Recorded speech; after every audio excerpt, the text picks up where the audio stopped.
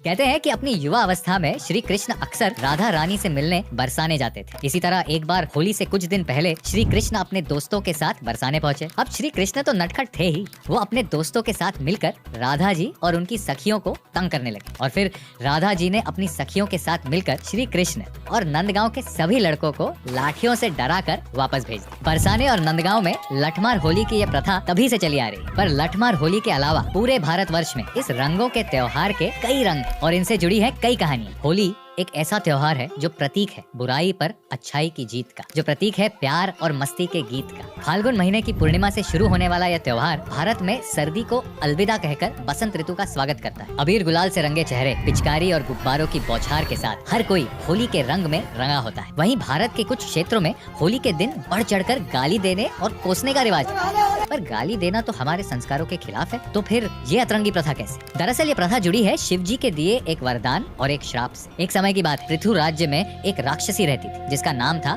धुंधी। ये भयानक राक्षसी छोटे बच्चों को परेशान करती थी। पूरे राज्य में उसका डर फैला हुआ। दरअसल धुंधी को भगवान शिव से एक वरदान प्राप्त था कि कोई भी देवता, मनुष्य या शस्त्र उसे नहीं मार सकता और ना ही गर्मी, ठंड या बारिश से उसे कोई नुकसान पहुंचेगा। इस वरदान के कारण धुंधी को लगने लगा था कि कोई भी उसका कुछ नहीं बिगाड़ सकता। उसका अहंकार बढ़ता चला गया और उसने धरती पर हाहाकार मचा दिया। लेकिन इस सब के बीच उसकी एक कमजोरी भी थी। उसके इस वरदान के साथ शिव जी ने उसे एक श्राप भी दिया था कि उसे छोटे बच्चों से बहुत खतरा होगा और इसीलिए वो हमेशा उन्हें परेशान करती रहती थी। एक बार धुंधी से तंग आकर पृथ्वी राज्य के राजा ने अपने राजगुरु से इस समस्या का समाधान जानना चाहा। तब उनके राजगुरु ने कहा कि फाल्गुन की पूर्णिमा के दिन, जब सर्दी का मौसम खत्म होता है और गर्मी की शुरुआत होती है, तब सभी लड़के अपने घर से बाहर जाएं और लकड़ी और घास का एक ढेर बनाकर मंत्र उच्चारण करते हुए उस पर आग लगा। जब आग पूरी तरह भभक उठे तो उसके बाद ताली बजाते हुए अग्नि के चारों ओर 3 बार घूमें, हंसें, गाएं, शोर मचाएं और गालियां देते हुए राक्षसी के मर जाने की प्रार्थना करें। अगली बार जब फाल्गुन मास की पूर्णिमा आई तो लड़कों ने ऐसा ही किया। जैसे ही लड़कों ने अग्नि के आसपास घूमकर गालियां देना शुरू की, राक्षसी धुंधी वहां से भाग गई और फिर कभी नहीं लौटी। कहते हैं कि होली के दिन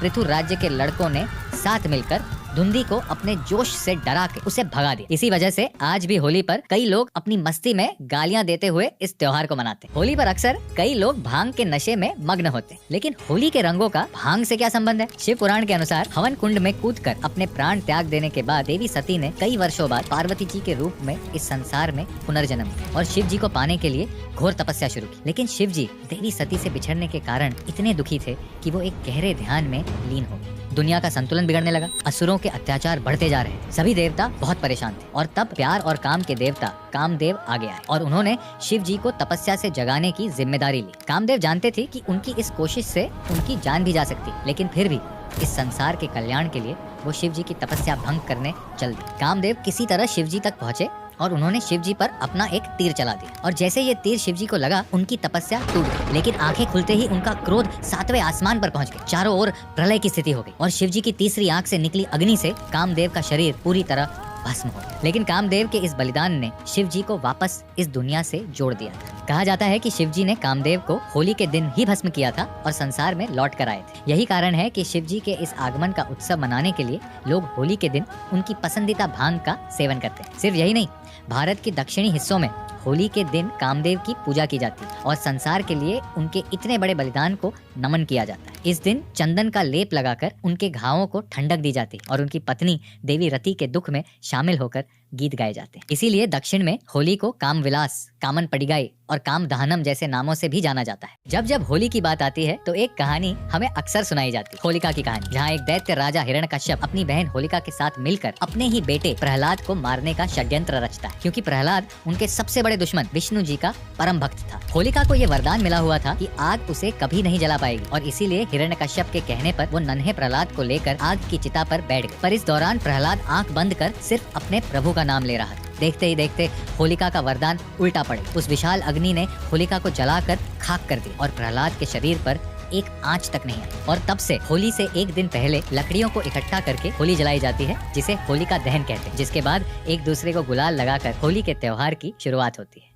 यशोदा मैया से बोले नंद लाला, राधा क्यों गोरी मैं क्यों काला। इन पंक्तियों का जन्म ही हुआ था प्रेम के त्योहार होली से। कहते हैं कि एक दिन श्री कृष्ण अपनी माँ यशोदा के पास शिकायत लेकर पहुंचे और रोते रोते पूछा कि जब राधा इतनी गोरी है तो वो इतने काले क्यों? माँ यशोदा ने उन्हें कई तरीकों से बहलाने की कोशिश की, लेकिन श्री कृष्ण सुनने को ही तैयार नहीं थे। थक हार कर अपने रोते हुए कृष्ण को शांत करने के लिए माँ यशोदा ने उन्हें कह दिया कि वो राधा के चेहरे को किसी भी रंग से रंग दे। शरारत भरे मन से श्री कृष्ण ये बात मान लेते हैं और अपनी प्यारी राधा से मिलने पहुँचते और फिर राधा जी के चेहरे पर प्रेम से रंग लगा देते। उनकी ये प्रेम भरी शरारत आज भी कई चित्रों और कहानियों में दिखाई जाती है। यही कारण है कि राधा कृष्ण की नगरी वृंदावन, मथुरा और बरसाने में होली इतनी धूमधाम से मनाई जाती है, जिसका हिस्सा बनने के लिए सिर्फ देश से नहीं दुनिया भर से लोग आते हैं। होली ही एक ऐसा त्योहार है जिसकी मस्ती, मौज और बेफिक्री से मनाई जाने वाले अंदाज ने हर धर्म के लोगों के दिलों में अपनी जगह बना ली।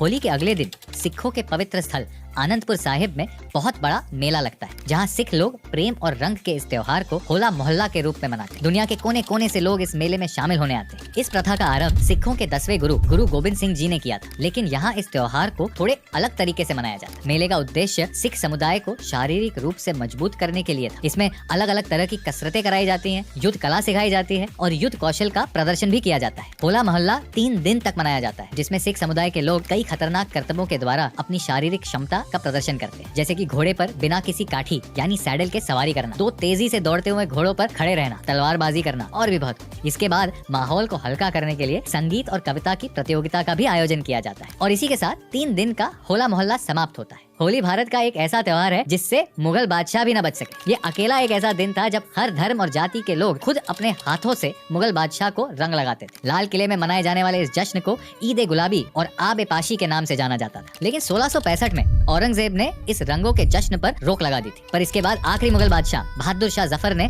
इस प्रथा को फिर से शुरू किया और रंगों के इस त्योहार के लिए गाना भी लिखा। सिर्फ यही नहीं, हजरत निजामुद्दीन औलिया, अमीर खुसरो, नजीर अकबराबादी ऐसे कई सूफी संतों ने भी अपने पर्शियन और हिंदी कविताओं में गुलाबी त्योहार का गहरा महत्व बताया। रंगों में मस्त रहने वाला यह त्योहार चोरी छुपे एक और काम कर जाता है। जश्न और उत्सव में मग्न जो लोग कभी एक दूसरे से रूठ गए थे, वो भी इस माहौल में गिले शिकवे भूलकर त्योहार का मजा लेते। और तब भी कोई रूठा रहे तो प्यार से चेहरे पर गुलाल लगाते हुए बस इतना कहना काफी है कि बुरा न मानो। कई अनोखे अंदाज, बेमिसाल कहानियाँ, देवों से चली आ रही परंपरा का मिश्रण है ये अद्भुत त्योहार। अनगिनत अलग अलग रंगों से रंग कर हर कोई एक सा लगता है। आखिर भारत की विविधता में एकता का इससे बेहतर क्या प्रमाण हो सकता है? आप किस तरह से होली मनाते हैं? क्या आपके यहाँ भी होली से जुड़ी कोई अनोखी रस्में मनाई जाती हैं? हमें कमेंट्स में जरूर बताना। अगर आपको ये वीडियो पसंद आया तो इसे लाइक और शेयर कीजिए।